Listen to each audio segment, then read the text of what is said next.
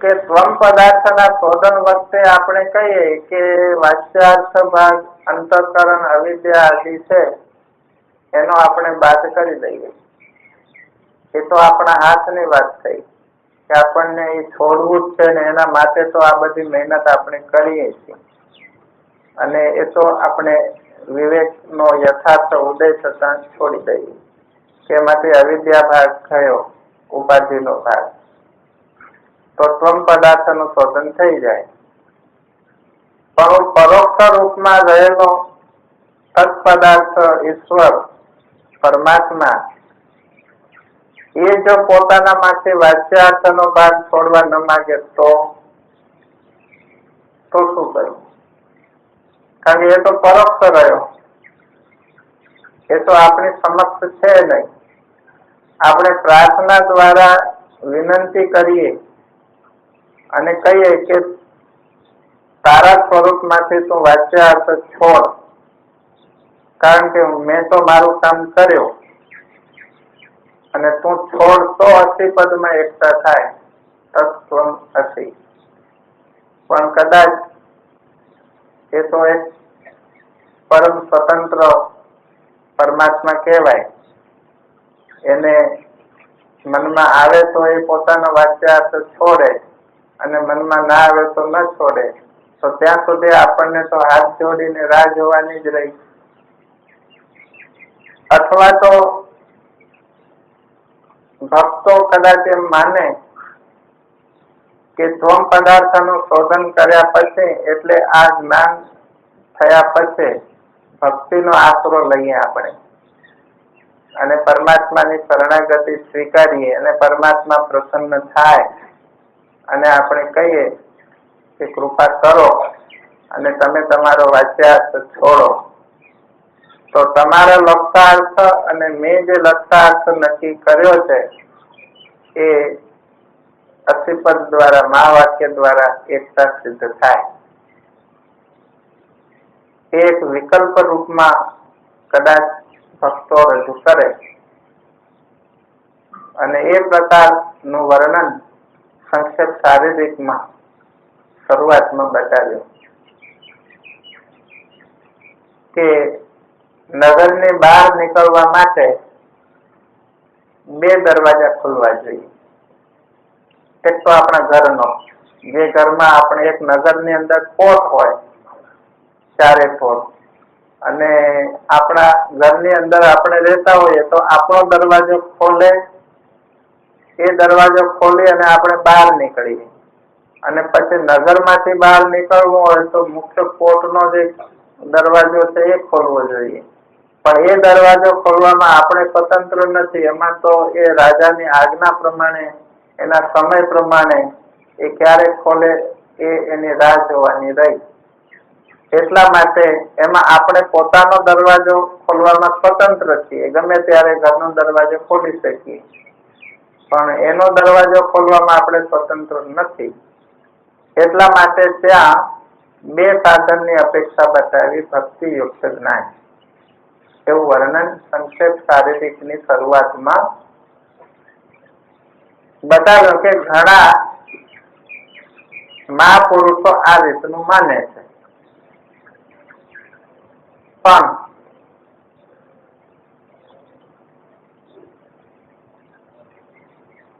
એ પ્રશ્નને આપણે જો બીજી રીતે વિચારીએ કે તત્પદને આપણે પરોક્ષ માનીએ છીએ, એટલે આ પ્રશ્ન ઉભો થયો. પણ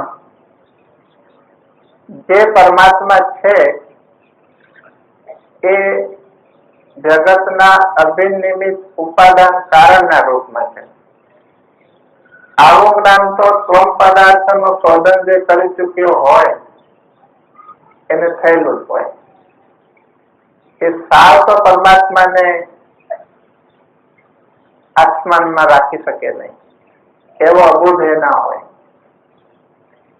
એટલે એક એનો ઉત્તર એ હોઈ શકે કે પરમાત્મા પરોક્ષ છે સાવ અજ્ઞાની લોકો માટે, મુમુક્ષુ માટે નહીં.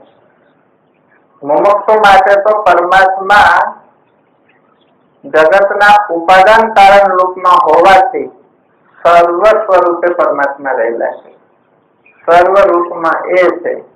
માટે જેમ ત્વમ પદ આપણે અપરોક્ષ માનીએ છીએ એમ તત્પદ પણ મુમુક્ષુ માટે અપરોક્ષ છે. એટલે આપણે જે ત્વમ પદાર્થનો શોધન કરી અને આ કામ કરી રહ્યા છીએ એની સાથે એ સર્વના ઉપાદાન કારણ રૂપ હોવાથી એનો વાચ્યાર્થ પણ સાથે છૂટતો જાય છે. અલગ પ્રશ્ન એના માટે રહેતો નથી. એક દ્રષ્ટિએ આ ઉત્તર છે અને બીજી દ્રષ્ટિ એ છે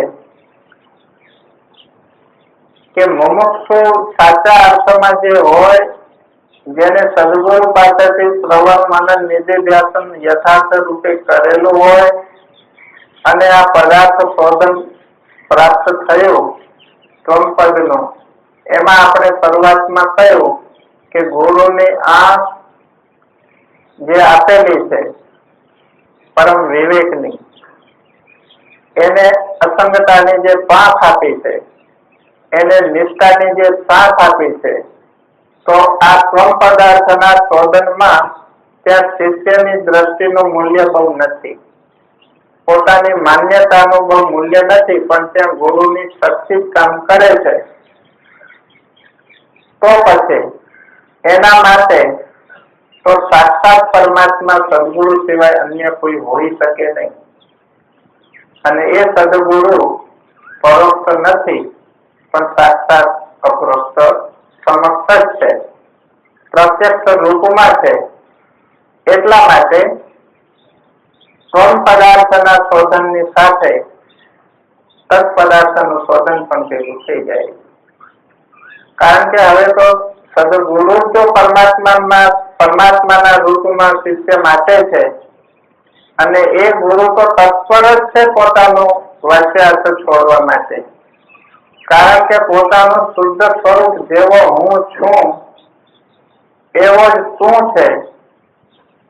તારા અને મારા વચ્ચે કોઈ પ્રકારનું અંતર અથવા કોઈ પ્રકારનો ભેદ નથી. એ રીતનો અનુગ્રહ કરવા માટે તો આ સંબંધ જોડાયો છે. એ સંબંધની પરાકાષ્ઠા જ એ છે. સ્વામી અખંડાનંદજીને કોઈએ પ્રશ્ન પૂછેલો કે સદગુરુ શિષ્યને અંતિમ બાબત, છેલ્લામાં છેલ્લો ઉપદેશ કે એના પછી એને ઉપદેશ આપવો જ ના પડે, એ કયો હોઈ શકે?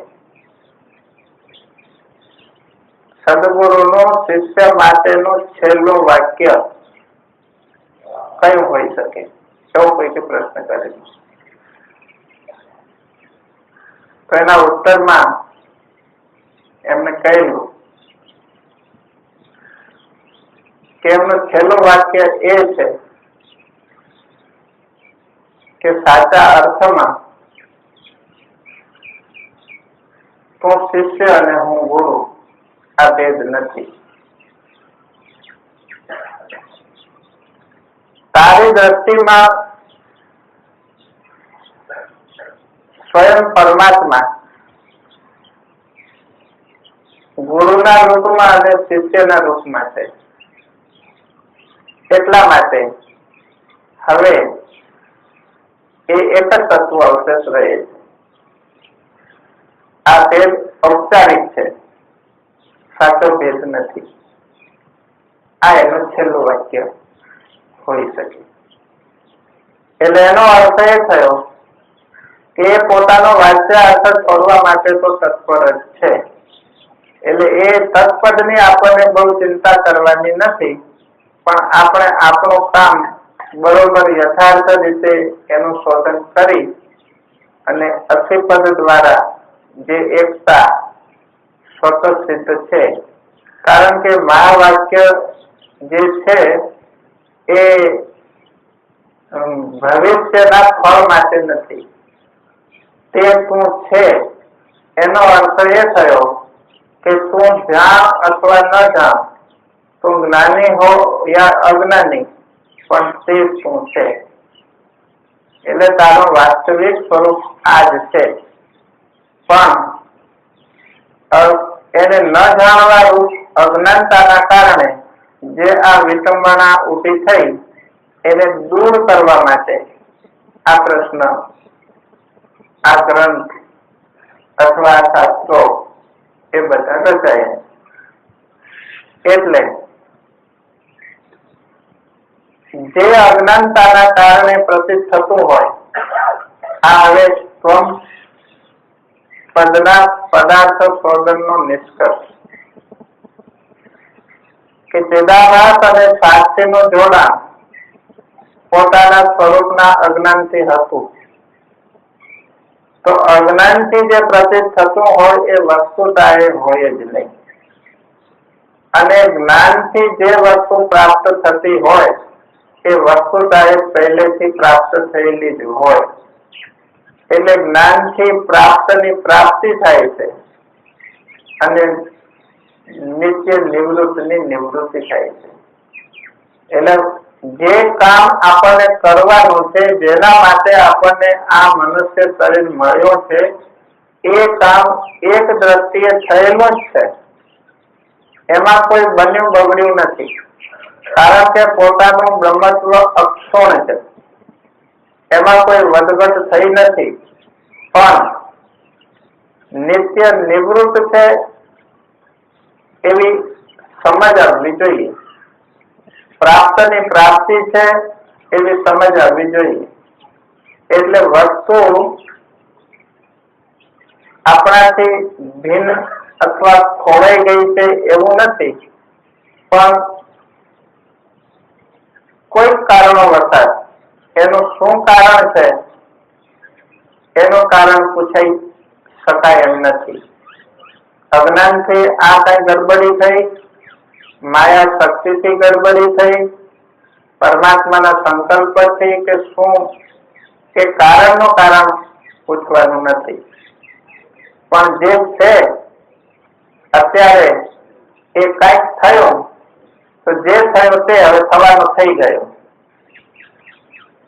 બંધન, જન્મ, મરણ, દુઃખ, સુખ, અનંત જન્મોના સંચિત કર્મ જે થવાનું હતું એ થઈ ગયું. એ આપણી સમક્ષ અત્યારે મામલો હાજર છે. પણ છે અજ્ઞાનથી, અને અજ્ઞાનથી છે માટે એની નિવૃત્તિ કરવા માટે જ્ઞાન સિવાય અન્ય કોઈ સાચો એનો ઉપાય હોઈ શકે નહીં. એને જો આપણે સાચું માની અને એને એમાંથી છૂટવાનો ઉપાય કરીશું તો દિવસા દિવસ એમાં વધારે આપણે ગૂંચવાતા જશું અને બંધાતા જશું, પણ એનો સાચો ઉકેલ આવી શકશે નહીં. આપણે ગઈકાલે સાંજે જે વાત કરી કે કોઈ શિષ્ય ગુરુને શરણે જાય, પોતાના દુઃખનું નિવેદન કરે કે આ રીતે હું બંધાઈ ગયો છું, આ રીતે સંસારી છું, મને આમાંથી મુક્ત કરો, આ બંધનમાંથી. તો ગુરુ સાચા અર્થમાં તત્વદર્શી મહાપુરુષ હોય, અનુભવી, તો એને તરત કહે કે તું જે તારા દુઃખ, બંધન, સંસાર, જન્મ, મરણ, કર્મ, આ બધી જે વાત કરી અને એમાંથી તું છૂટવાની વાત કરે છે અને બંધનની વાત કરે છે, તો બંધન જો સાચું હશે તો એને નિવૃત્તિનો ઉપાય ચોક્કસ હોવો જોઈએ. કારણ કે જો રોગ હોય તો એની ઔષધિ અવશ્ય હોય. કોઈ એવો રોગ નથી કે જેની ઔષધિ ના હોય. પછી ભલે આપણે એ ઔષધિને જાણતા ન હોઈએ અથવા ઔષધિનો જાણકાર આપણને વૈદ્ય પ્રાપ્ત ન થાય તો આપણે રોગથી પીડાઈએ. પણ જો રોગ હોય તો અવશ્ય એની દવા હોવી જ જોઈએ. એમ જો તારું બંધન સાચું હોય, તું ખરેખર બંધાઈ ગયો હો, તો જરૂર એનો ઉપાય હોવો જોઈએ અને એ ઉપાય હું તને બતાવીશ. પહેલા આપણે તપાસ કરીએ કે તું જે બાબતનું વર્ણન કરે છે એ બંધન સાચું છે કે નહીં, અને એ તપાસ કરવામાં તને પૂરેપૂરી સહાયતા આપવી પડશે. આ ગુરુ શિષ્યને કહે છે. અને સહાયતા એ કે તારો પૂર્વાગ્રહ જે છે એને તું એક ફોરે મૂકતો જા. આપણે સાથે બેસી સત્સંગ, ચર્ચા, વિચારણા દ્વારા જો આ કામ ઉકેલી શકાતું હોય અને બંધનનું મિથ્યાત્વ સિદ્ધ થતું હોય તો પછી સાધન બતાવવાનો કોઈ પ્રશ્ન રહેશે નહીં અને જ્ઞાનથી કામ થઈ જશે. અને યોગ્ય અધિકારી શિષ્ય હોય અને ગુરુ ઉપદેશ આપતા જાય અને યથાર્થ રીતે ગ્રહણ કરતા જાય તો એ સત્સંગ દ્વારા, શ્રવણ દ્વારા, એ તત્વ જ્ઞાન દ્વારા શિષ્ય કૃતકૃત્ય થઈ જાય અને એને ખબર પડી જાય કે જે સમસ્યા લઈને હું આવ્યો હતો એ સમસ્યા વાસ્તવિક રીતે આ મારા સ્વરૂપના અજ્ઞાનથી હતી. અને આ જ્ઞાન મળતા અજ્ઞાન ગયું તો અજ્ઞાનની સાથે જે એનું કઈ હોય કાર્ય એ બધું એકી સાથે નિવૃત્ત થઈ જાય. કારણ કે અર્થાધ્યાસ અને જ્ઞાનાધ્યાસ એ સાથે ઉત્પન્ન થાય છે અને સાથે જાય છે. પણ મુશ્કેલી એ છે કે આપણે જે આ સમસ્યા ઉભી થઈ છે એનું મૂળ કારણ આપણે સ્વરૂપનું અજ્ઞાન માનતા નથી. એનું કારણ કંઈક બીજું માનીએ. આપણે દુઃખી છીએ એનો અનુભવ આપણને થાય છે, પણ જેના કારણે દુઃખી છીએ એ કારણને આપણને ખબર નથી. ઘણા લોકો માને છે કે મારી પાસે પૂરતું ધન નથી એટલે હું દુઃખી છું. હવે કારણ જ જે ખોટું સ્વીકાર્યું તો પછી ધન મેળવવા માટે નીતિ અનીતિનો વિચાર કર્યા વગર એ પ્રયત્ન કરશે. કારણ કે એને જે દુઃખનું કારણ માન્યું હોય એ કારણ પ્રમાણે જ એની પ્રવૃત્તિ થાય. એ રીતે જો દુઃખનું કારણ સ્વરૂપનું અજ્ઞાન હોય, આ બધી સમસ્યાનું કારણ પોતાના વાસ્તવિક સ્વરૂપના બોધનો અભાવ હોય તો એ બોધ પ્રાપ્ત થતા એ સમસ્યા હલ થઈ જાય છે. અને પછી ગુરુ શિષ્યને કહે કે હવે તારે શું કરવું છે? તું જે સમસ્યા લઈને આવ્યો તો એ સમસ્યા તો આ રીતની નીકળી. એ વસ્તુતા એ ભ્રાંતિ માત્ર છે, પ્રતીતિ માત્ર છે. તારા શુદ્ધ સ્વરૂપની અંદર એનો પ્રવેશ નથી. જે તું નહોતો એને તું પોતાનો હું તરીકે માની બેઠો હતો. એના કારણે આ ગડબડી થઈ અને એ હવે તને ભાન થયું. ખોટો હું બાદ પામ્યો, સાચો હું અવશેષ રહ્યો. અને એ સ્વરૂપ એ રીતનું અસંગ છે કે એમાં કોઈનો સ્પર્શ થઈ શકે એમ નથી. એ અસ્પર્શ યોગ તને મળ્યો તો હવે તારી શું સમસ્યા કે હવે શું સાધન કરવું પડે? તો ત્યાં ગુરુ આ શિષ્ય કહે છે કે હવે કોઈ સાધનનો પ્રશ્ન રહેતો નથી, કારણ કે હવે કોઈ સમસ્યા રહી નથી. પણ આ બાબત આ રીતના શ્રવણથી, જ્ઞાનથી વિના સાધને પતી જાય એમ છે. પણ બધાના માટે શક્ય બની શકતું નથી. અને એનું કારણ કે આ અજ્ઞાનથી છે એવું આપણે સ્વીકારતા નથી. કર્મ નું કારણ આપણે માનીએ તો એ કર્મની નિવૃત્તિ કરવા માટે અન્ય સાધન કરવા પડે.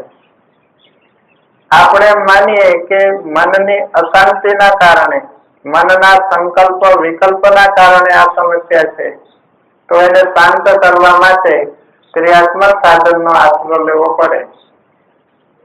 જ્યારે આ વાસ્તવિક બોધને શિષ્ય સમજી શકશે નહીં એવું લાગે અને શિષ્ય સાચા અર્થમાં છૂટવા માંગે છે એવું પણ ગુરુને જ્યારે લાગે ત્યારે પછી એને ધીરે ધીરે શરૂઆતમાં અમુક ક્રિયાત્મક સાધનમાં લગાડી અને એની યોગ્યતા લાવવા માટે પછી એનો ક્રમ ત્યાં ઉભો થાય કે પ્રથમ તમે આ રીતનું સાધન કરો.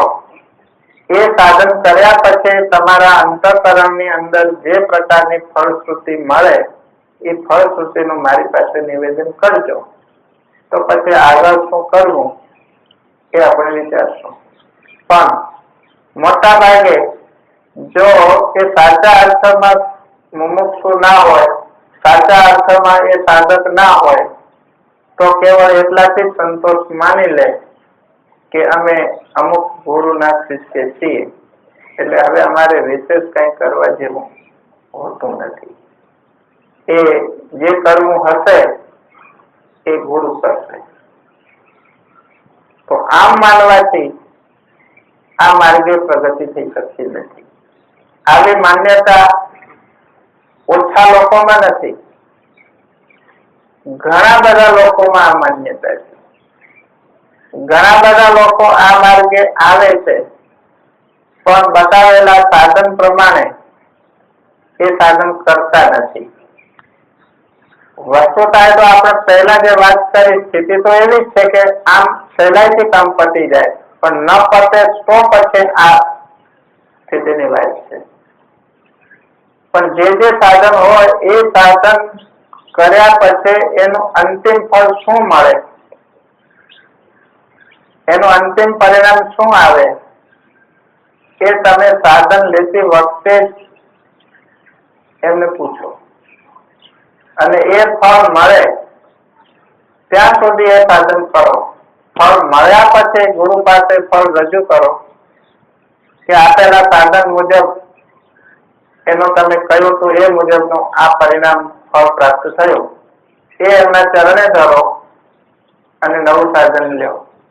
એમ કરતા કરતા જે પરમ ફળ છે એનું સાધન પ્રાપ્ત થઈ જશે અને એ સાધન જયારે મળી જશે ત્યારે કામ થઈ જશે. આ એક ક્રમ પૂર્વકનો માર્ગ, પોતાની યોગ્યતા અનુસારનો માર્ગ છે અને એ માર્ગ થોડા ઢીલા પોચા લોકોને ફાવે એવો, કારણ કે અત્યારે તો એમ રાહત મળી જાય કે આજને આજે કામ આપણને પતાવવું નથી, ધીરે ધીરે સાધન કરશું. અને એનું કારણ છે કે કાંઈક કરશું તો મળશે.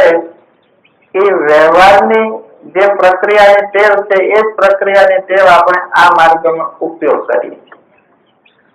સંસારના કોઈ પણ પદાર્થ પ્રયત્ન કર્યા વગર મળતા નથી એ વાત સાચી છે, પણ એ જ પદ્ધતિ આપણે પરમાત્માની પ્રાપ્તિ માટે અપનાવીએ અને ત્યાં આપણે સ્થાપ થઈ જઈએ. પણ સીધી રીતે મહાપુરુષ એને ના તો ન પાડી શકે પણ એના અધિકાર પ્રમાણે પછી એને આગળ લાવવાનો પ્રયાસ કરે અને ધીરે ધીરે જયારે એને સાચું જ્ઞાન થાય અને પોતાને સમજ પડે કે કર્મના ફળ સ્વરૂપે આ વસ્તુ પ્રાપ્ત થાય એવી નથી, આ કંઈક બીજું છે, એ ઘણા વર્ષોના સત્સંગ પછી ઘણાને ખબર પડે અને જયારે ખબર પડે છે ત્યારે ઘણી વખત ઘણું મોડું થઈ જાય છે અને પછી કર્મના ફળ સ્વરૂપે પ્રાપ્ત ન થાય તો જે જ્ઞાન દ્વારા એ અજ્ઞાનની નિવૃત્તિ થવી જોઈએ અને અજ્ઞાનની નિવૃત્તિથી એ કામ થશે, પણ પછી એ અજ્ઞાનની નિવૃત્તિ કરવા વાળું જ્ઞાન એને ધારણ કરવા માટે જે પ્રકારની મેધા શક્તિ હોવી જોઈએ એ શક્તિ પ્રાપ્ત કરવા કે પોતાની ક્ષમતા ઊભી કરવા માટે જે પ્રકારનો સમય કે જે પ્રકારની શરીરની વય હોવી જોઈએ એ પછી હોતી નથી. કારણ કે જેમ જેમ ઉંમર વધતી જાય એમ સંસારની પ્રવૃત્તિનો કચરો, એના રાગ દ્વેષ, એના સંબંધો, નીતિ અનીતિ દ્વારા ઉભા કરેલા કર્મો, એ બધું મગજમાં એટલું બધું ભરાઈ જાય કે પછી આ જ્ઞાન ગ્રહણ કરવા માટેની જે ક્ષમતા શક્તિ જોઈએ એ રહેતી નથી. એટલે પછી એના માટે કહેવાય કે આવતો જન્મ પછી એ સારો મળે. આ માર્ગે શરૂઆત કરી હોય એ કોઈ દિવસ નિષ્ફળ તો જતી નથી. કારણ કે ભગવાનની ગીતામાં પ્રતિજ્ઞા છે, નમે ભક્ત પ્રણશ્યતિ, મારા ભક્તનો કોઈ દિવસ નાશ થતો નથી. એક વખત આ માર્ગે શરૂઆત કરી તો એનો કોઈ દિવસ પછી પતન થતું નથી. એની સંભાળ ભગવાન અવશ્ય રાખે છે. પણ આપણને અત્યારે જે અર્થમાં આપણે આ સત્સંગ કરી રહ્યા છીએ, અંતરંગ સાધનના અંતિમ તબક્કાના રૂપમાં, એ રીતે જો વિચાર કરવામાં આવે તો આ સ્વ પદાર્થના શોધન પછી તત્પદાર્થનું શોધન પણ એની સાથે અંતર્ગત આવી જાય છે. અને મા વાક્ય તો વર્તમાન કાળ વાપરી અને કહે છે કે તે શું છે. 80 પદની અંદર ભવિષ્ય કાળ વપરાયો નથી કે તે તું થઈશ. ત્યાં થવાની વાત નથી, પણ છે તો જેવો છે એવો તું સમજી લે. શ્રદ્ધાપૂર્વક, પરમ શ્રદ્ધાપૂર્વક તેનો સ્વીકાર કર, વિશ્વાસ કર અને સમજપૂર્વકનો જે વિશ્વાસ, સમજપૂર્વકની જે શ્રદ્ધા એ હંમેશા અડગ હોય છે.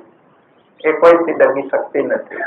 એના માટે આ પદ્ધતિસર જો પ્રક્રિયાબદ્ધ સમજી અને એ વિશ્વાસ શ્રદ્ધા ઉત્પન્ન થયેલી હોય તો એ શ્રદ્ધા વિશ્વાસ એક પાછળ નિષ્ઠાનું સ્વરૂપ ધારણ કરી લે છે.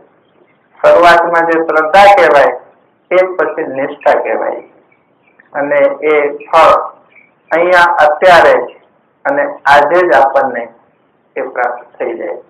એના માટે નથી કોઈ દેશનું વ્યવધાન, નથી કોઈ કાળનું વ્યવધાન, નથી કોઈ આયુષ્ય માટેનો સમય કે આટલી ઉંમર હોવી જોઈએ કે ના હોવી જોઈએ, નથી કોઈ એમાં સ્ત્રી પુરુષ આદિનો ભેદ, કે નથી કોઈ એમાં અમુક પ્રકારનું પદ કે અમુક પ્રકારની પ્રતિષ્ઠા કે અમુક પ્રકારનું ગુણ કે અવગુણ, એમાં કોઈ પ્રશ્ન ત્યાં રહેતો નથી.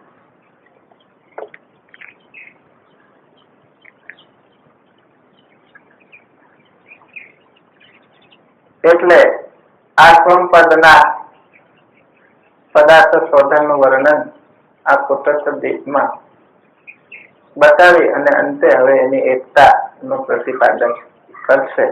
એ આપણે કાલે બોલો સદગુરુ ઓમ પૂર્ણમદ પૂર્ણમિદં પૂર્ણાત પૂર્ણસ્ય પૂર્ણમાદાય પૂર્ણમેવાવશિષ્યતે. ઓમ શાંતિ શાંતિ શાંતિ. સદગુરુ ઓમ નમઃ શિવાય. ગુરવે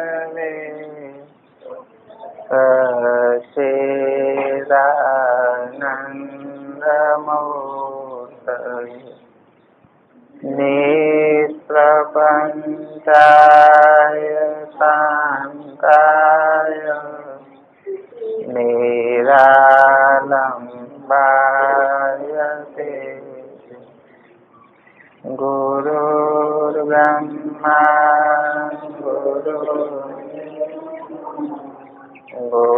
ગુરુર્દેવો મહેશ્વરઃ ગુરુ સાક્ષાત તસ્મૈ શ્રી ગુરવે. ધ્યાન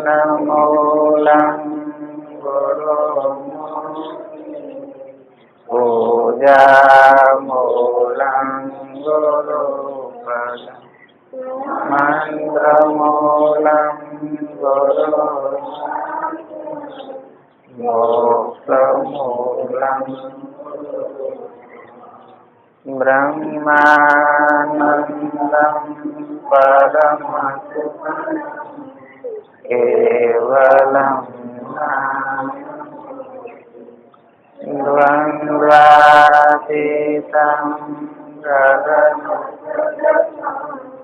તત્વમસ્યાદિલં એકં નિત્યં વિમલં સર્વદેશાત્મિકં ભાવાતીतं શ્રીગુણં સદગુરુ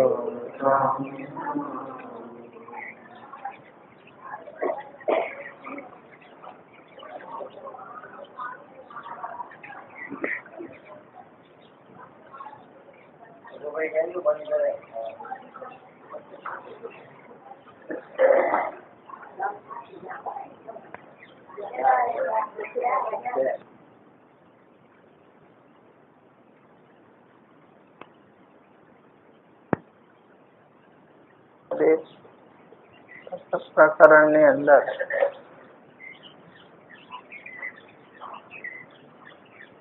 ત્વમ પદાર્થના શોધનની અંતર્ગત સાક્ષીનું સ્વરૂપ એનું અસંગત્વ સિદ્ધ કરવા માટે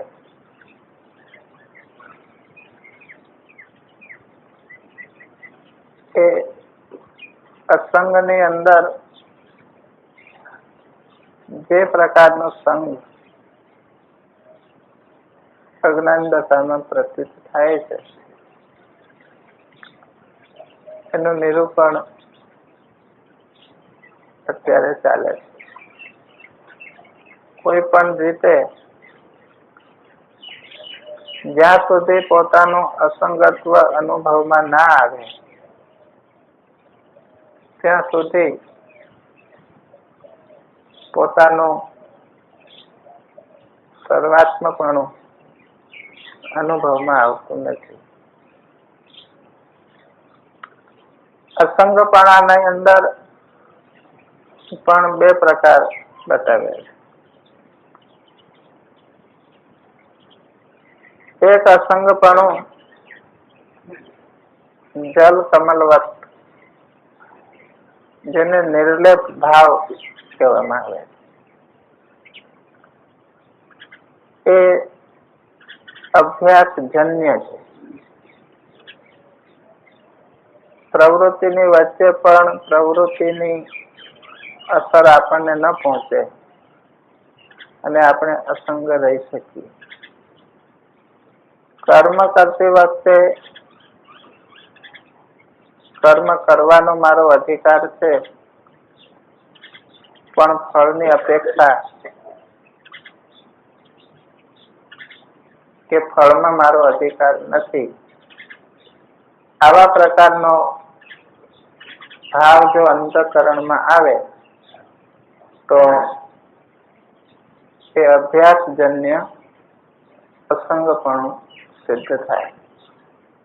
જે ગીતામાં ભગવાને કર્મણ એવા અધિકાર હશે મા ફલેષુ કદાચ, કે તારો કર્મ કરવામાં અધિકાર છે પણ ફળમાં અધિકાર નથી. આમ સામાન્ય નિયમ તો એ છે કે જો કર્મમાં આપણો અધિકાર હોય તો કર્મના ફળમાં આપણો અધિકાર હોવો જોઈએ. પણ પરમાત્માની રચનાની અંદર એવો નિયમ છે કે કયા કર્મનું ફળ કયા સમયે અને કયા સંજોગોમાં આપવું એ જીવને સ્વતંત્રતા ભગવાને આપી નથી. એટલા માટે આપણને ફક્ત કર્મ કરવાનો અધિકાર છે, અને જ્યાં કર્મ કરવાનો અધિકાર ભગવાન જો આપણને આપતા હોય તો આપણો જે કર્તા ભાવ છે એ ભાવનો સ્વીકાર કરી અને ભગવાન આપણને કર્મ કરવાનો અધિકાર આપે છે. જેમ અર્જુનને સ્વીકાર કર્યો કે હું ક્ષત્રિય છું, અર્જુન છું, અને આ લડવા માટે જે અહીંયા બધા એકઠા થયા છે એ બધા મારા સગા સંબંધી છે. એટલે એનો અર્થ એ થયો કે અર્જુનની અંદર અર્જુનપણું દ્રઢ છે, ક્ષત્રિયપણું દ્રઢ છે, અને કર્મમાંથી નિવૃત્તિ અર્જુન ઈચ્છે છે. તો ભગવાન કહે છે કે જ્યાં સુધી કર્તાપણું જીવિત હોય, જ્યાં સુધી વર્ણ અથવા આશ્રમના ધર્મની અંદર પોતાનો અધ્યાસ દ્રઢ હોય, ત્યાં સુધી એ વર્ણ અને આશ્રમના ધર્મનું પાલન અવશ્ય કરવું જોઈએ. અને એ પાલન કરવામાં ના આવે તો ભગવાન કહે છે કે એમાં દોષ લાગે. સ્વધર્મે નિધનમ શ્રેય, પરધર્મો ભયાવહ. સ્વધર્મનું પાલન કરતા મૃત્યુ થાય તો પણ એ શ્રેયસ્કર છે, પણ પરધર્મનો સ્વીકાર એ ભયયુક્ત છે. તો ત્યાં સ્વ અને પર એ બે શબ્દનો અર્થ એનું કેન્દ્ર બરાબર લક્ષ્યમાં રાખી અને ભગવાન ઉપદેશ આપે છે. ભગવાન કહે છે કે તારું સ્વ કેન્દ્ર કર્તા ભાવની અંતર્ગત જ છે, તો તારા માટે જે ધર્મ નક્કી છે એનું પાલન તારે કરવું પડે. અને અત્યારે જે તું સંન્યાસની વાત કરે છે, શરૂઆતમાં અર્જુને જે ભાષા વાપરી છે ત્યાગની, તો ભગવાન કહે છે તારા માટે એ પરધર્મ ભયાવહ.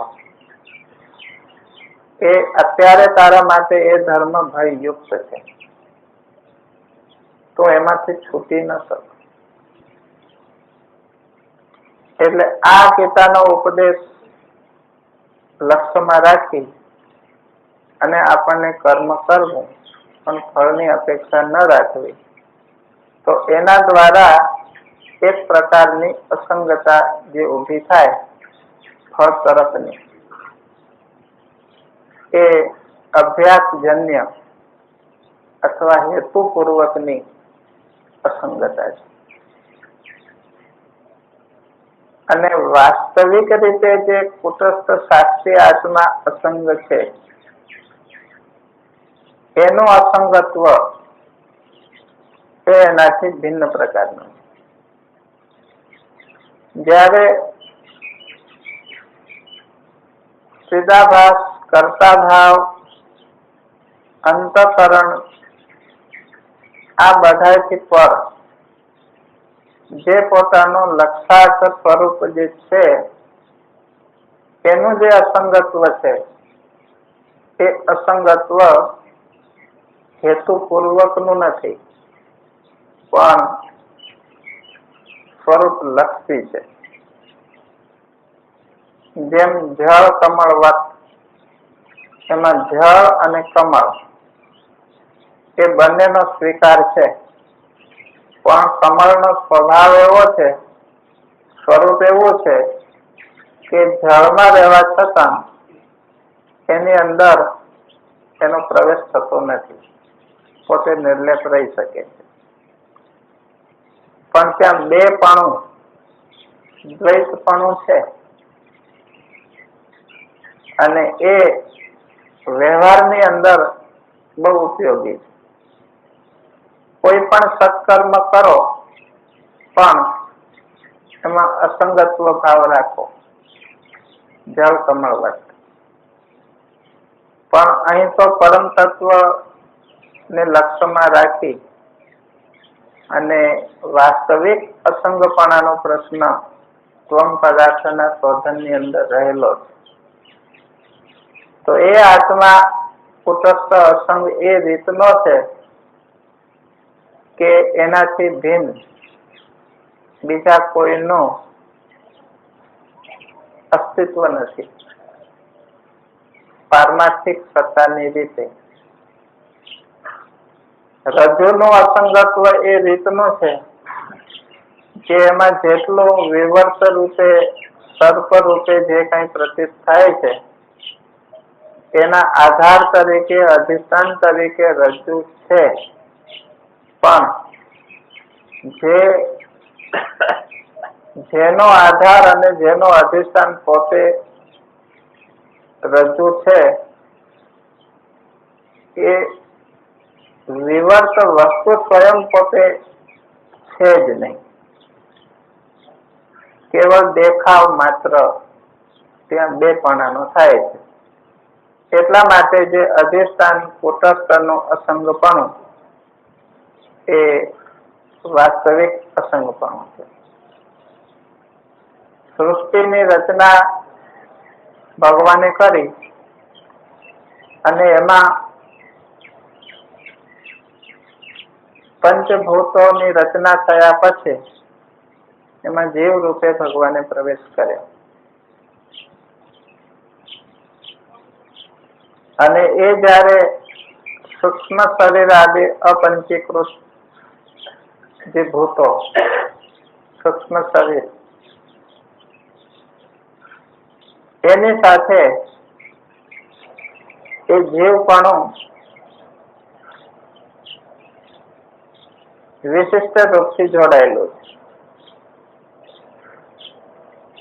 એટલે આ ભગવાન નું જે જીવાત્મક સ્વરૂપ જે આ જગતમાં પ્રવેશ કર્યો અને આ આખું જગત ક્રિયાન્વિત બન્યું, એ જે ભગવાનનું જે સ્વરૂપ છે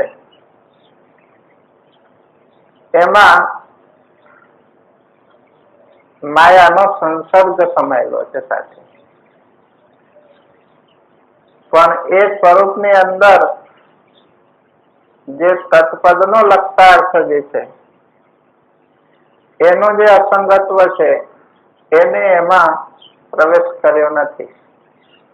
કારણ કે એ સ્વરૂપ પ્રવેશ કરવાનો પ્રશ્ન ક્યારે ઉભો થાય કે પહેલા ન હોય અને પછી એમાં એનો પ્રવેશ થઈ શકે. પણ જે આકાશવત સર્વ વ્યાપક સ્વરૂપ જે પરમાત્માનું શુદ્ધ છે, જે કારણથી પણ પર, કારણાતીત, એ સ્વરૂપનું જે અસંગત્વ એ તત્પદાર્થનો લક્ષાર્થ છે. ત્વમ પદાર્થનો લક્ષાર્થ અને તત્પદાર્થનો લક્ષાર્થ એ બંને વસ્તુતા એક જ છે. એ બતાવવા માટે આ મહાવાક્યના પદના અર્થનો વિચાર બતાવવામાં આવ્યો છે. એનું અહીંયા બૃહદારણ્યક ઉપનિષદનું પ્રમાણ આપી અને વાત બતાવેલ કે આ આત્મા પંચભૂતોથી જીવપણાનું અભિમાન પામીને તે ભૂતોની પાછળ જ વિનાશ પામ્યો છે. એટલે જીવનો વિનાશ થયો એવી રીતે યાજ્ઞવલ્કે મૈત્રીને અતિ સ્પષ્ટ રીતે કહ્યું છે. અને આત્મા દેહાદેશથી અસંસર્ગ છે.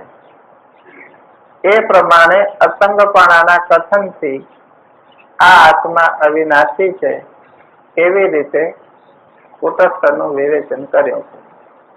આ બૃહદારણ્ય ઉપનિષદનું પ્રમાણ આપીને વાત કરે. કાર્ય કારણ ના રૂપમાં જે પ્રતીત થતું આ જગત અને કાર્ય કારણ થી પર જે પરમાત્માનું સ્વરૂપ છે એ વાસ્તવિક એનું સ્વરૂપ છે. કાર્ય રૂપે જે પરમાત્માનું સ્વરૂપ છે એ આ વિશ્વ આપણને દેખાય છે તે એના કારણ રૂપે જે સ્વરૂપ રહ્યું છે એ એના રચયિતા તરીકે ઉપાદાન તરીકે એનું સ્વરૂપ રહ્યું છે. અને કાર્ય કારણ થી જે પર સ્વરૂપ કે આ જગતનું અભિનિમિત ઉપાદાન વિવર્તી કારણ તરીકે જો પરમાત્માને સ્વીકારવામાં આવે તો એ પરમાત્માનું સ્વરૂપ સાચા અર્થમાં કારણ